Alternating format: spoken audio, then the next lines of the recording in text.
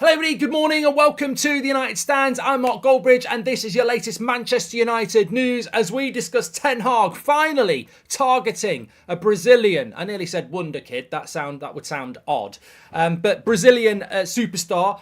This is coming in from Fabrizio Romano, so there is credibility to this. We'll be talking about who it is. Also, some interesting insight coming in this morning from Ten Hag's tactics around injuries and why he's always so secretive. We'll be talking about that as well. A few other bits about the game tomorrow. Remember, we've got a press conference from Ten Hag at lunchtime as well, and a few other bits from the dressing room, which always seem to come out on a Friday, don't they? So lots to get involved with this morning. We're going to start off with, is exciting news for the podcast Goldbridge Saves Football. I've invented the best game ever.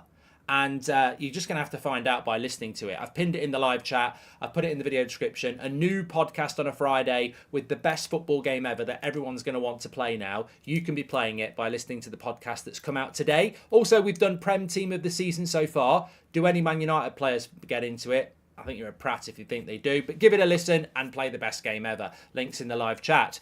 But let's start off with this story that's coming in from Fabrizio Romano. It's coming in relation to a person called Lucas Lauren, or Lauren as they call him, because if you're from Brazil, you get called by your second name, or maybe it's your first name. So, you know, in my case, it would be Goldbridge. In Jason Douglas's name, it would be Douglas. In Daniel Farr's name, he'd be called Farr. In Tina G's name, she'd be called G. And I'm trying to find one that's funnier than that. The Ferocious would be called the Ferocious. Yeah, it's great. But think of some Man United players. If they were Brazilian, Rashford, Bruno.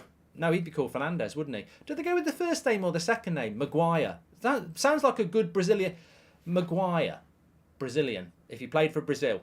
We need to bloody wake up first. Anyway, let's get into it. Brazilian names, if you were Brazilian and good enough to play for them. So, who is this Lauren? Well, I'll tell you what he's all about. And interestingly, I actually quite like this. So, Fabrizio Romano is saying that Manchester United and Chelsea are scouting this this Brazilian Wonderkid, Lauren, who plays for Flamengo and or Flamengo, I forget the name, but ultimately he's only 17 years old. It's my 36th birthday today, says Liam Devonred. Liam, you're a legend of the chat. Thank you very much.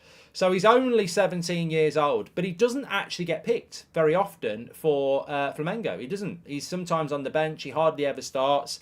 So he's only just turned 17. He made his debut in, I think it was January of this year, when he was 16. And I think he scored his first goal in late January. But anyway, attacking midfielder, meant to be the next big thing. Man United are scouting him with Chelsea. €50 million release clause. Look, that's about as far as it gets. I'm not going to give you in depth about what he's going to be or anything like that. What I do like about this is two things. One, it's Fabrizio Romano, and two, I said this when we got Eric Ten Hag, that there has to be an improvement in our South American recruitment. Because when you look at Ajax, and look, there are a number of examples just in Ten Hag's time there, none more so than Alvarez, who obviously now plays for West Ham, but was at Ajax with him, Mexican. Martinez, who plays with us, Argentinian. Antony, who plays with us, Brazilian. There are others. I can't think of any at the moment. But Ten Hag was a fundamental of Ajax's most recent success. And the basis of that was strong recruitment. Ajax has always been about strong recruitment. And some of that recruitment does come from South America. Now, Manchester United have a huge amount of work to do in relation to recruitment. We're not very good at it. We've seen another summer where we're not very good at it, and we're very reliant on Ten Hag and the relationships he has. But it stands to reason the longer Ten Hag stays at Manchester United, the more likely it is that we do deals like this. We will start to recruit younger players from South America. And I'm not surprised that we haven't done it yet, because he's only been here 12 months and there's a load to do. But we will start to do it. He will start to target that market because it's a good market. And look, I think Casemiro, since Casemiro's come into the club, he's probably arguably the first Brazilian that's worked at Manchester United. I think Beckham tried one once, but you know what he was like about fashion. It didn't work. It didn't go down well in the dressing room. But when it comes to Brazilians, Casemiro is the only one that's worked at Manchester United. Now, some people would say, well, that's a very poor strike rate, but actually, it's the most recent one. It works, and it was only a very silly, mythical reason anyway. I mean, the fact that Brazilians were flopping at Manchester United never made any sense. Liam Devon Reds gifted a membership, and Robert McCormack says, but he hasn't played in the Dutch league. So this is an area that United will, under Ten Hag, exploit and look at. Kel says, what about Garnacho? He's a good example. Well, Garnacho came in from Atletico Madrid, didn't he? The twins, the De Silvas, were average. Fred was average. Anderson was average. I mean, what I'm saying is, you're either not old enough, or your standards are in the basement if you think Rafael De Silva was a successful signing, or Fred was a successful signing. Spent 50 million quid on Fred. Rafael was a decent right back. What I'm saying is, we've never had a successful Brazilian signing.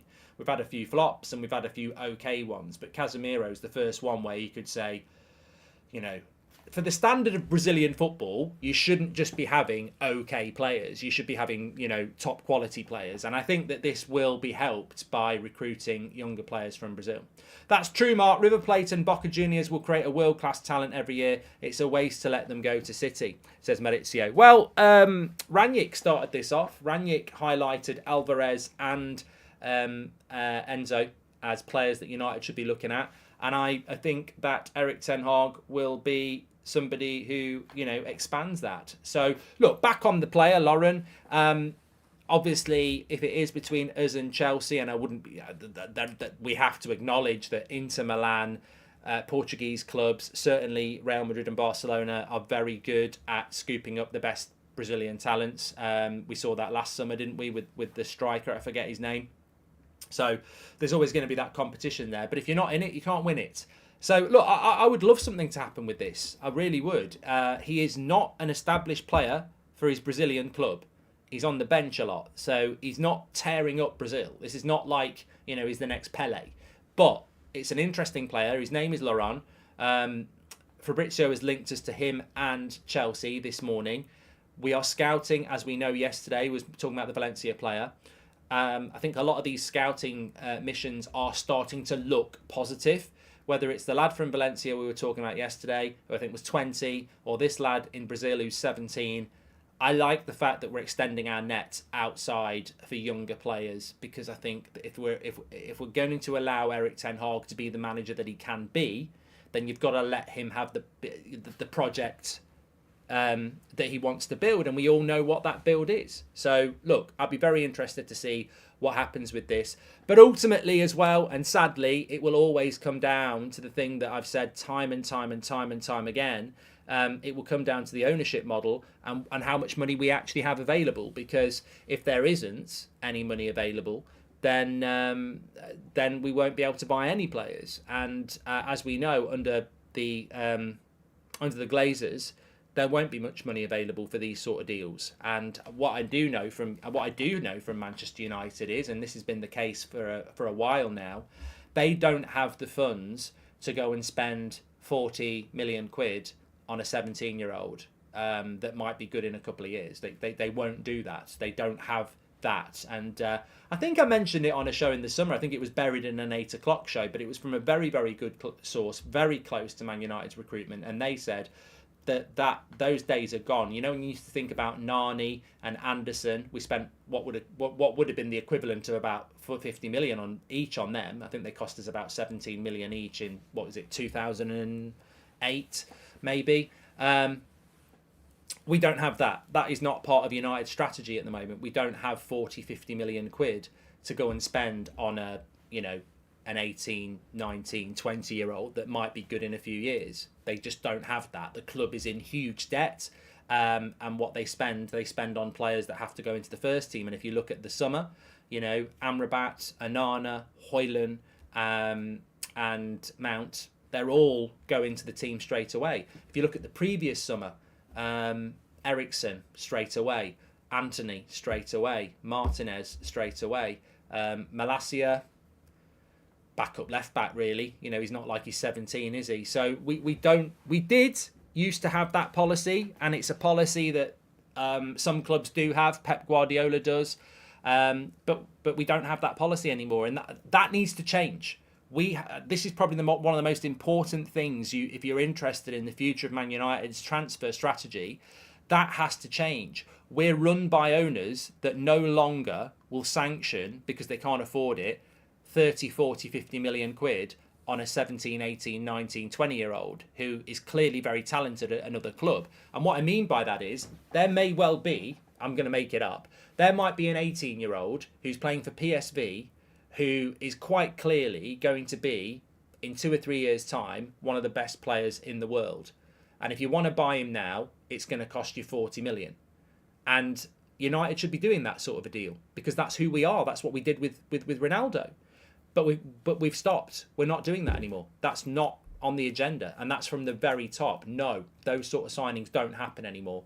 The money we spend has to be on a sure thing, and there's no such thing as a sure thing. And it's a shame, because they're the sort of signings I think that it sort of fits in with what we are as a football club. We're all about the youth. We love bringing players through from the youth, but it's also exciting when you buy a player that's really young and you can nurture them. And look, a few people are saying in the chat, well, what about Højlund? Yeah, Højlund would be that sort of player if we bought Harry Kane. But we've sort of, Højlund's the starting striker, isn't he? He's not. He has to learn on the job. He is only 20. He's only had one breakthrough season, but we haven't brought him. He's not like a bonus signing, is he? He's not like we bought Harry Kane and Højlund, which is what we should have done. What about Ahmad and Pellistri? Well, Ahmad and Pellistri were very much desperation signings because we didn't get Jadon Sancho, remember. They both happened right at the end of the transfer window, and we still don't know why we bought them until Ten Hag came. I mean, they had... How many years did they have under Solskjaer? Was it 1 or 2? He had no idea what he was doing with them. I never understood the signings of Ahmad and Pellistri. I was excited with them at the time, but we never had any plan for them.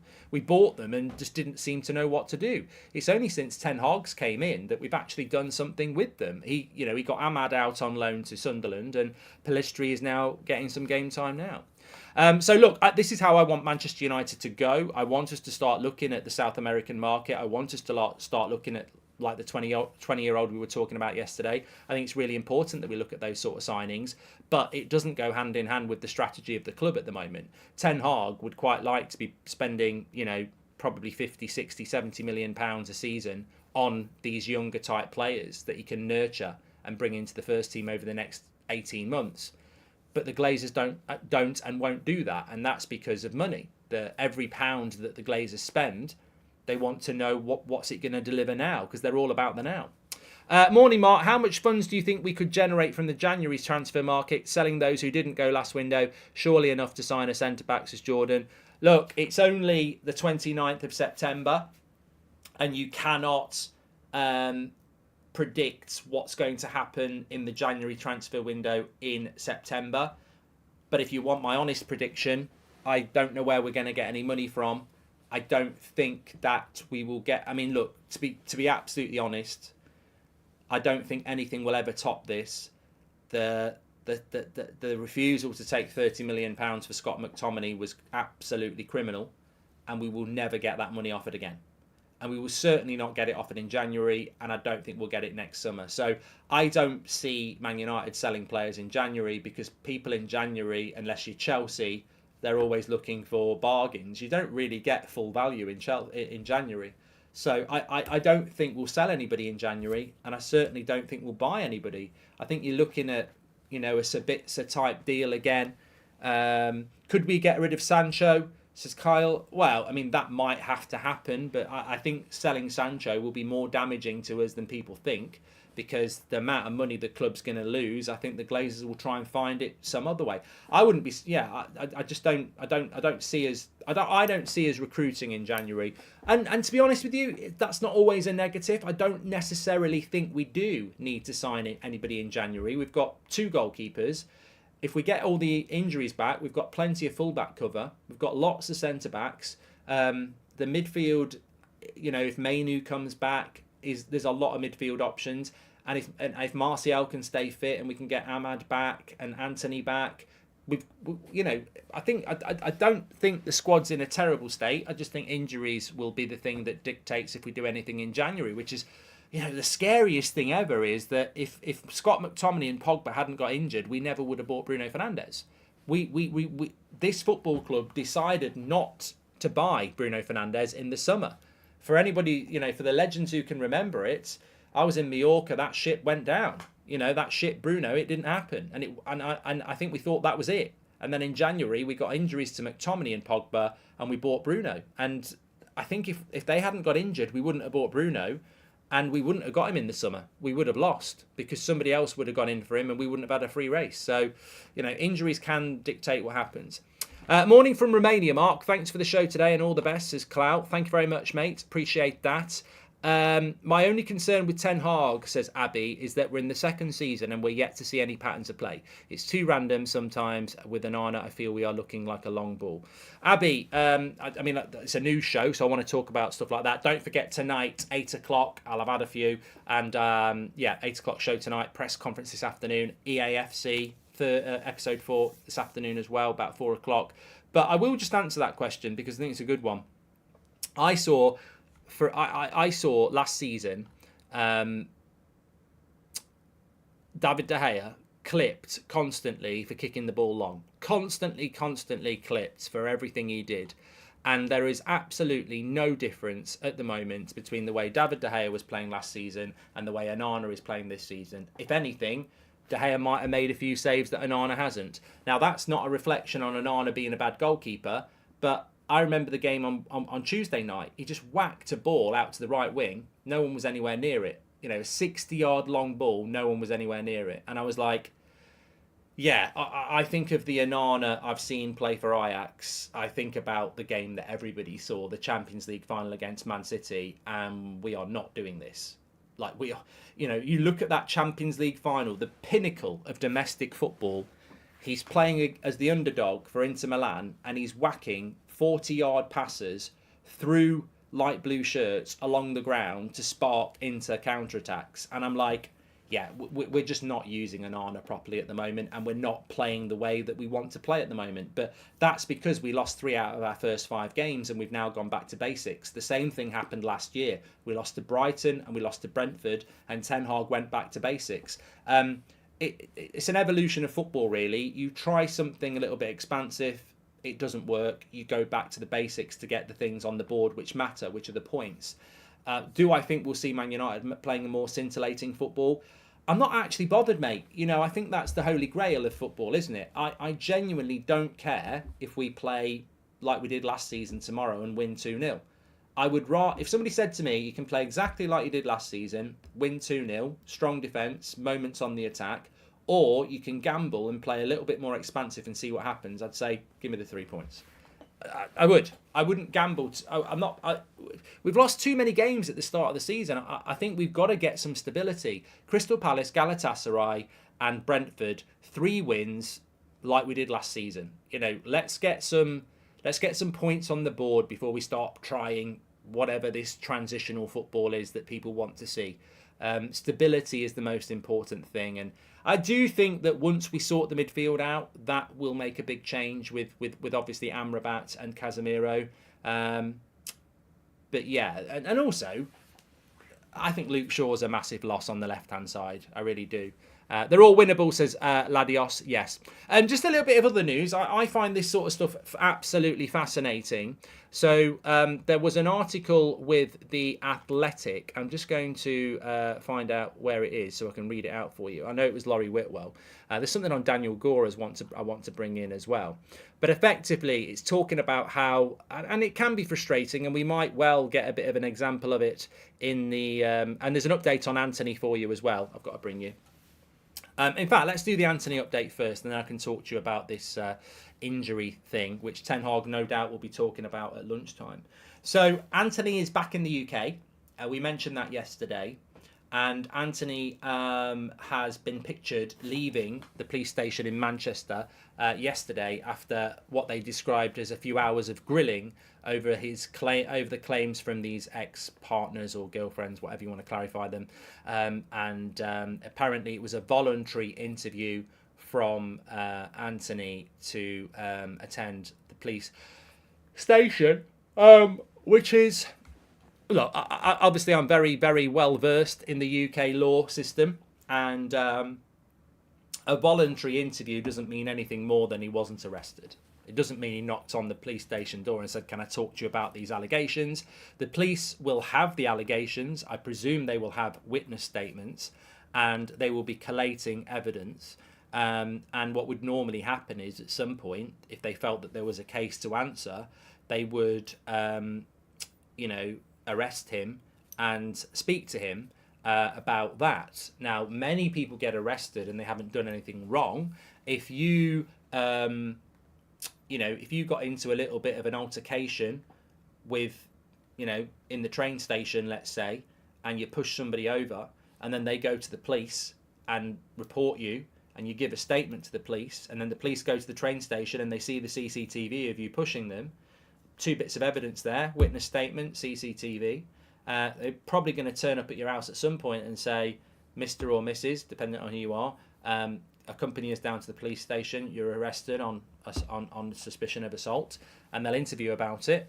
And then what could happen is the person who got pushed might say, don't want to do anything about it anymore. On closer inspection, they slipped on CCTV. So people can get arrested all the time. It's a lot of the time it's a legal process to interview you under caution on tape and get your side of things. What's interesting about the Antony thing is it doesn't mention arrest. It mentions voluntary interview. So this is probably... It could have been misreported, but it also could be quite encouraging in the sense that if the police didn't feel the need to arrest him and it was a voluntary interview, well, that would suggest to... And look, we don't know the full facts. This is coming out from The Sun. But if somebody has voluntarily gone into the police station and done an interview, then it would suggest that the police don't actually think it's that serious to arrest him and interview him under caution. The interview still could have been done under caution, but what I'm saying is voluntary interviews are quite amenable. They're quite, oh yeah, come down tomorrow, we'll have a chat. But they might have misreported that. He might have gone into the police station, they might have arrested him there, done the interview and bailed him. But that's not what it says. But as I've said before, I think with this Antony situation, the more and more you hear about it, and I said it a couple of weeks ago, I think he's going to be back playing for Man United soon. That's my hunch. I think he will be back playing for Man United soon. It appears that the more serious allegations were based in Brazil, and obviously they seem to have been dealt with. And if he's doing voluntary interviews in Manchester for the UK allegations, it feels like that might be dealt with quite quickly as well. The main thing is, and I might be boring people here, the main thing is I've not heard anybody say that Antony is on police bail. Now, if he's on police bail, that means there's an investigation ongoing and it could take a while. If it's a voluntary interview, what could happen is the police go, well, we've got his account, we've got their account, no further action, he's free to come back. So let's wait and see what happens. But we are sort of dancing in the dark here because we don't really know the full details and not everything correct comes out. But obviously we'll report what comes out. Bruno equals no possession. Sporting won the league without him, says Raz. Get out of our chat, you hater. I agree with you, Mark. Similar to Tuesday, we should be dominating teams with very little keeper involvement. Against big teams, maybe Onana will be key, says Drew. And already got a group chat with some mates playing the new Goldbridge Ball goal scorer game. Have a good weekend, pal, says Jack Reed. Oh, yes. Jack, you are a legend. Absolute legend. Make sure you check out Goldbridge Saves Football podcast because today we've got a new episode and I've just launched the best game ever. I'm going to call it Goldbridge. Goldbridge is what I'm going to call it for now. But you're absolutely right. It's a brilliant game and you can get a little bit of a group chat going. You can play against us as well. You need to listen to the podcast. But I'm either going to call it Goldbridge Ball Goal Scorer Game or Goldbridge. Just call it Goldbridge, I think. Goalbridge, which is my name on pro clubs as well, because I can't stop scoring. They used to call me that when I used to go clubbing as well. Nah, none of that. Anyway, this is coming in from The Athletic. Erik ten Hag refuses to give details of the injuries that Manchester United suffer because he considers the injuries to be medically confidential. That doesn't mean like, it's not like he's going to say such and such player can't play because he's got an STD, sexually transmitted disease. It doesn't mean confidential like that. What he actually means is he doesn't want to divulge the information so that opponents know what the injury issue is. He wants to maintain some mystery and mystique and avoid the targeting of that player during injuries. This goes on to say that, for example, McTominay was sidelined for 5 weeks at the end of last season. United never confirmed his injury because it was his ankle and they didn't want opposition players trying to hit him when he came back. So, I mean, it's interesting, isn't it? Because I don't overanalyze. I don't overanalyze other football clubs. I don't really watch or listen to press conferences from other managers, but obviously we do it with Man United managers, and we'll be reacting to it at 1:30 today. And Ollie would tell you what pants he was wearing. He'd tell you what colour socks he had on. He'd tell you what he was doing at the shops. Ollie was just very an open book, wasn't he? Rangnick. I imagine Rangnick was a bit of an open book as well. I think Rangnick just loved to talk and he was very interesting to listen to. Whereas I think Ten Hag is a little bit more less is more, isn't he? Secretive. And certainly with injuries, he doesn't really ever say what the injury is. I don't mind that. I don't mind him not telling us what the injury is. But I do like to know how long they're going to be out for, because that, as a fan, I think you want to know that. So, like with Mason Mount, we didn't know the injury, but we also didn't really know how long it was going to be. And I think it's frustrating as a football fan. And look, there's always that fine balance, and Ten Hag won't care about the fans in relation to that, and why should he? But as a football fan, when you really do care about your club, and someone like Luke Shaw's injured, you want to know that he's going to roughly be back in mid-November, because it's like, it's like in a long-term distance relationship, isn't it? And I'm not saying that me and Luke Shaw are in a long-term relationship or a long-distance relationship. And no, he doesn't leak me the team news. That's a ridiculous rumour. But I'd like to know that Luke Shaw is going to be back by around November the 15th, so I can look forward to it. And I think under Ten Hag, we become part of the confused, because we don't know what the injury is, and we also don't get told how long it's going to be. But Insider United says he's hearing that Martinez will be out for a while. Well, I would listen to this person. I'd listen to this person, Insider United, because I nearly said something I probably couldn't say there, but has been right about a couple of things in relation to injuries. And I was literally going to talk about Martinez, because this is... obviously, I think Martinez hits the brief. He is frustrating because he's missed the last 2 games with pain in his foot, and we're hearing it's not that serious. But how long is he out for? Is he back tomorrow? Is he going to be out for 3 or 4 weeks? My personal feeling with Martinez is, if he's got pain in his foot, we've got Palace tomorrow, Galatasaray, Brentford. They're all at home. I wouldn't play him in any of those. Then it's the international break. You're not going to Argentina. And that would give him a good 3 weeks break. So I think that's the way to go with it with Martinez. The mistake we made with Martinez, in my opinion, was that he had this problem at the end of the Arsenal game and he went on international duty. And I'm just like, why is he getting on long-distance flights to go to Argentina or wherever he went when he's got pain in his foot? He should have a moon boot on, and he should just be, resting it up, elevation, no pressure on it, just give it complete and utter rest. But it doesn't sound good with Martinez, does it? Hi Mark, just want to say great show and keep it up, says Craig. Thank you very much. Thanks for your support. Make sure you smash a like on the video. We're nearly at 1,000 likes. Don't forget the 8 o'clock show tonight. It'll be a classic. But yeah, look, I think that I've got no issue with Ten Hag not revealing what the injuries are. I sort of agree with that. If look, McTominay doesn't bother me. I don't think when Man United are playing Newcastle, Eddie Howe is saying McTominay's got a bad ankle, target it. they'll be saying McTominay's bad, target him. They're not going to. The ankle is not going to get exclusive treatment. It will just literally be the whole body. He's not very good. Target him. But if it's someone like Marcus Rashford, you do not want Crystal Palace to know that Marcus Rashford's got a bit of a knock on his right ankle, because trust me, as somebody who used to play centre back and centre defensive midfielder, there are plenty of opportunities where you will not get booked, where you can keep having a go at their right ankle if you know it's a weak spot. It's very, very easy. So I think that it makes sense that Ten Hag doesn't want clubs to know what the injuries are.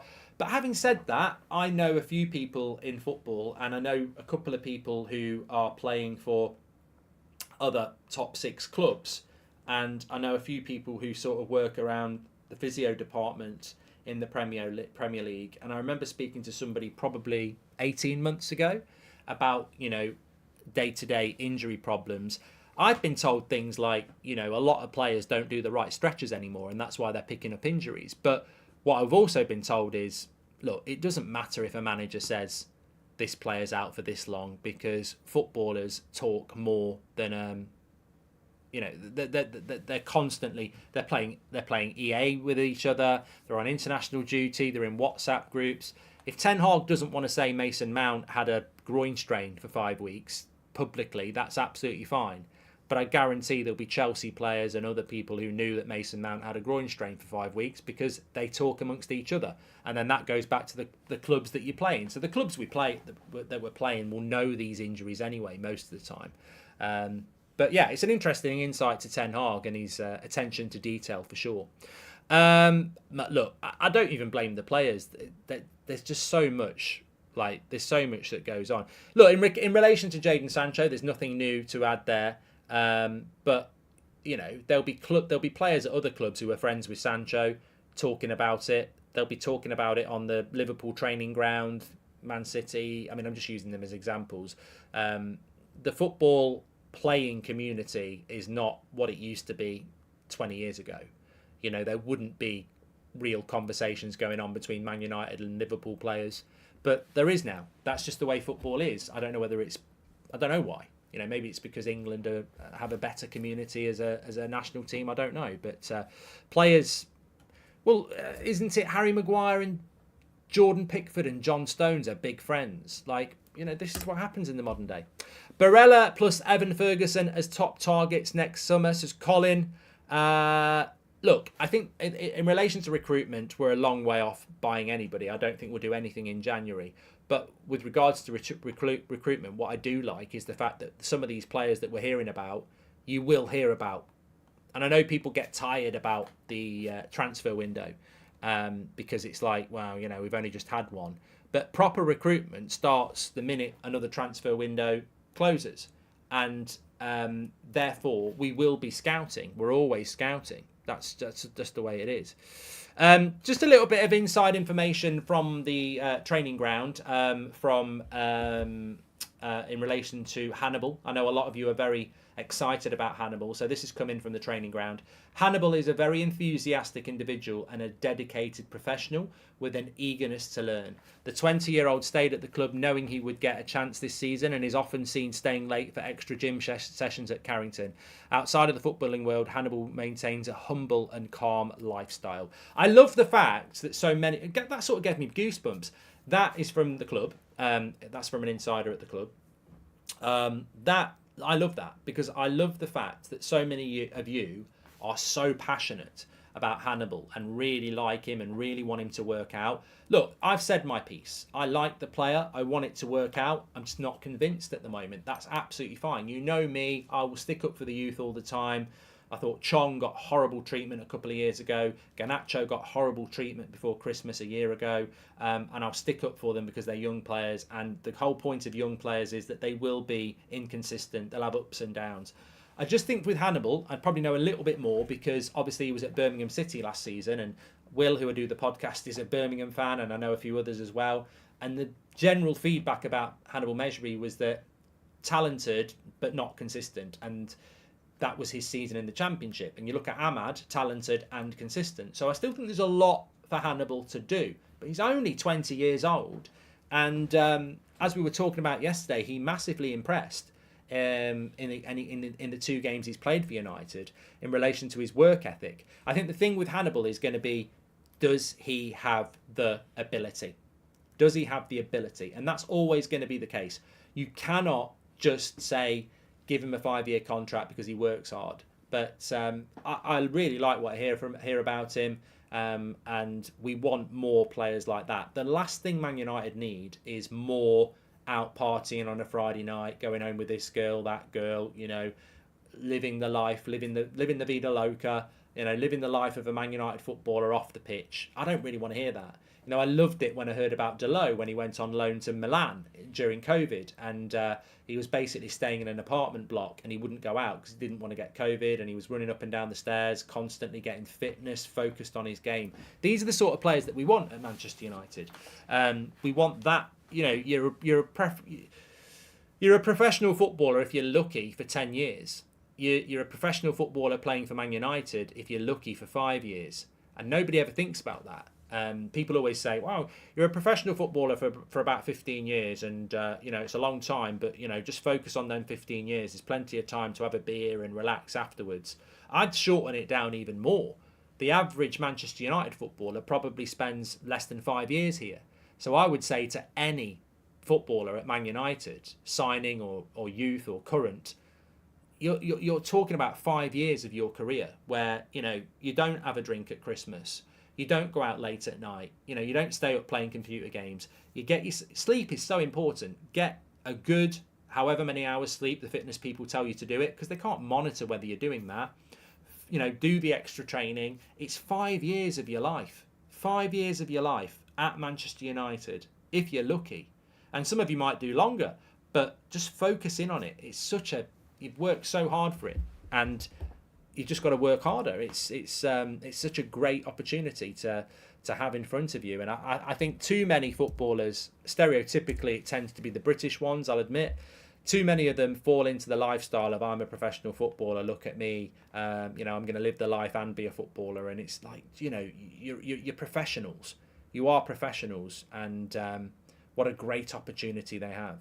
But yeah, it's good to hear that. Good to hear that about Hannibal. Also on Gore, another player I'm a massive fan of. He is apparently close to signing with the SEG agency, which is also the same agency as Erik Ten Hag. So yeah, can't be a bad thing, can it? I'm sure there'll be some sort of negative reporting about Ten Hag using his position as a manager to get business for an agency that he may have something to do with. But yeah, it's interesting, isn't it? With regards to that.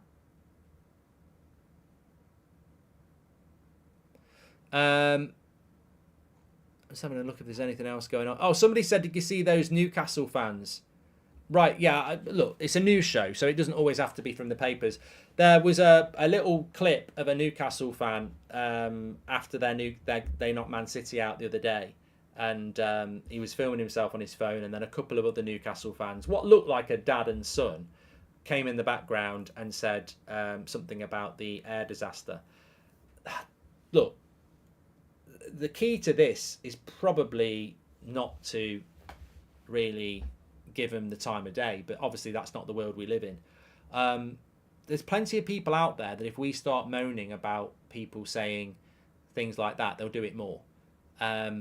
It's disgusting, of course it is. I would imagine that 99.9% of Newcastle fans think it's disgusting, but there are people out there that will just do this thing because they're thick. They're thick people. I don't think they actually think about the amount of people that died in that, and the amount of people it hurt, and the amount of people who it still hurts, and the massive impact it had on our football club. They're just thick people who think it's funny to say something that's a shock, and they're just idiots. They're complete and utter idiots. And there's not a lot more I can. Loads of people ask me about, oh, have you seen this clip? You should retweet it. And I'm like, I don't want to fucking retweet it, because it's just a fucking idiot who's got no idea what they're on about saying something because they think it's like, I mean, obviously they don't like Man United, so they say something that's going to bother us. But you know what? That guy, he might have a dog that died of cancer, or a family member that died in a car crash or something like that. Should we go and knock on his door and go, ha ha ha, your dog died of cancer, ha ha ha ha, hope we beat you in the cup? It's that sort of mentality that lad, that those two people have got. They're a drain on society. They're just scum. But there's plenty of scum in the world, and the problem that we have is that good people hold people to their standards. And that's the mistake that people make. Never go down to the level of an idiot and argue with them, because they're a specialist at being an idiot and you're not. I often look at those clips and I'll go, disgusting, but what are we supposed to do? Like, you can't educate an idiot, and we're not idiots, so we should ignore them and focus on the good things, because you're never going to solve society's problems like that. And of course it's disgusting, but you know what? The Munich tragedy was horrible, and we remember it all the time as Manchester United fans. But it happened, and you can't change it. And what happened will, it's the reason. It's one of the big reasons I support Manchester United, because my granddad was obsessed with Duncan Edwards. But it happened, and like any bad thing that happens, it becomes what you are. We are that. Bad things happen, and we are that. And the football club, because of 58, is what it is today. And it's the football club that we love. So when these idiots who are, they can't even read, start having saying stupid stuff like that, look, we know what happened. We remember it every year. It's a tragedy, and it's a tragedy that made us what we are today. What else are you going to say? They're just thick people. What is the best profile for a winger in this team, says Jope? What a question. Love that. The best profile, in my opinion, for the winger that Man United need is a combination of Pellistri and Garnacho. I think Pellistri is the most traditional winger we've got. Right-footed player on the right wing who likes to hit the touchline and put a cross in. But I think Pellistri combined with Garnacho, because Garnacho has also got the ability to run at a player diagonal into the box, commit, win penalties, score goals. So I think what you're looking for as a winger at Man United in the modern game is fusion of the ability to score goals, but also the mentality that my job is to also create goals. And I think that Pellistri and Garnacho represent what we need, because Antony isn't even playing at the moment, but he's a left footer on the right hand side, which stops the natural cross, and Rashford is very focused on scoring.